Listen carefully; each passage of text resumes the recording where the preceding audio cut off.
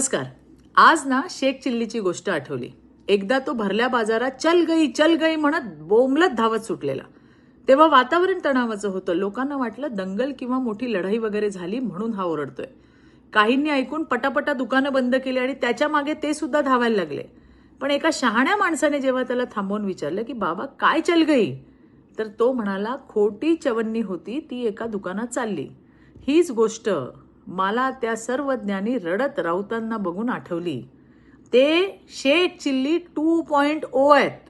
कुठल्याही मुद्द्यावर बोलतात आणि लोक त्यांच्या मागे धावतात, पण घडलं काहीच नसतं. आज हे महाशय परराष्ट्र धोरणाचे धडे मोदीजींना शिकवायला निघाले. याच्याहून हास्यास्पद गोष्ट काय असू शकते? शेख चिल्लीची खोटी दमडी खपली, पण या शेख चिल्ली 2.0च्या खोट्या बाता खपल्या जाणार नाहीत. महाराष्ट्राची जनता, या देशाची जनता सुज्ञ आहे. धन्यवाद.